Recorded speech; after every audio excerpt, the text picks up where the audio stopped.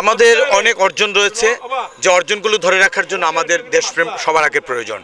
যাদের ভিতরে দেশপ্রেম আছে তারা কখনোই ভাষা এবং 52 এবং 71কে অমর্যাদা করতে পারে না।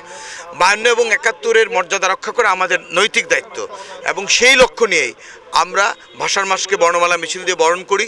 আমাদের অনেকগুলো সমস্যা রয়েছে, আমরা জানি ভাষার বিকৃতি হচ্ছে বিভিন্ন জায়গায়, সেই বিকৃতি তমাশা থেকেও আমরা বের হয়ে আসছি। সেই ক্ষেত্রে শিক্ষা, সংস্কৃতি, ভাষাকে লালন করা, এর মর্যাদা দেওয়াটা আমাদের সকলের কর্তব্য।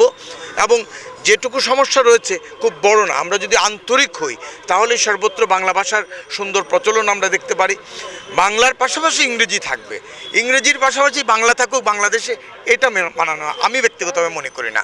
অবশ্যই ইংরেজি ভাষা, আন্তর্জাতিক মাতৃভাষা, বাংলা ভাষা, এগুলোকে মর্যাদা দিতে হবে। তবে আমার বাংলাকে রেখে আমি অবশ্যই ইংরেজিকে সম্মান করব। আমাদের যে ছাত্র বা ছাত্রীরা বাংলা ভাষাটাকে এতটাও আয়ত্তে আনতে পারি নাই, আমাদের এখনও ঘাটতি আছে, এটা পূরণ করতে হবে। কারণ আমাদের অনেক ভাষাগুলা শুদ্ধ হয় না, এটা আমার শেখানো বা শেখার দিক দিয়ে আমাদের ঘাটতি আছে। আমাদের দেশে 64 জেলা রয়েছে, 64 জেলার বিভিন্ন আঞ্চলিক ভাষা রয়েছে, ওই আঞ্চলিক ভাষার জন্যই মিশ্রিত হয়ে গেছে। এই জন্য সবার আর কি শুদ্ধ যে ভাষা, বাংলা ভাষাটা আমাদের ওইটা এখনও রয় নাই আর কি। আমরা যেহেতু বাঙালি, আমাদের অবশ্যই উচিত বাংলা ভাষাকে মর্যাদা দেওয়া। আমি যথাসাধ্য চেষ্টা করছি আমার বেবি যাতে শুদ্ধ বাংলায় কথা বলে, আমার বাচ্চাটা। তো জানি না, চেষ্টা করব। হয়তো আমার খুব ইচ্ছা আছে ওকে একটু আবৃত্তিতে দিব, যাতে যে দুর্বলতাটা আমার মধ্যেও হয়তো কিছুটা আছে। আমরা অনেক সময় কথা বলার সময় কিছুটা ইংরেজিতে কথা বলে ফেলি, মিশ্রণ করি, যাতে আমার বাচ্চাটা ওই মিশ্রণটা না করে, ও শুদ্ধ বাংলায় কথা বলতে পারে। আমি ওই চেষ্টাটা করব। যখন আমরা বাংলায় কথা বলবো তখন আমরা শুদ্ধ বাংলায় কথা বলবো।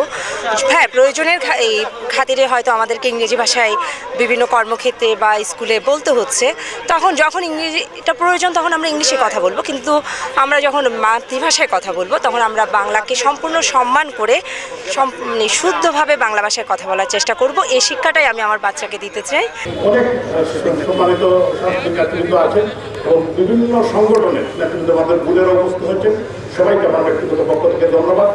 আর 21 আমার অহংকার ভাষার জন্য আমার মনে হয় আমরা একমাত্র জাতি, আমার বাঙালি জাতি বুকের তাজা রক্ত দিয়ে রাজপথে, বিশেষ করে ছাত্ররা সেদিন তারা আমার ভাইয়ের রক্তের আকারে 21শে ফেব্রুয়ারি আমি কি বলতে পারি, প্রখ্যাত সেই গানের রচয়িতা, তিন বাংলার প্রখ্যাত সাংবাদিক সাহিত্যিক আব্দুল গফার চৌধুরী, ওনার সাথে আমার খুব ঘনিষ্ঠতা ছিল। ওনার লাস্ট জানাজা থেকে শুরু করে সমস্ত আমি বসেছিলাম।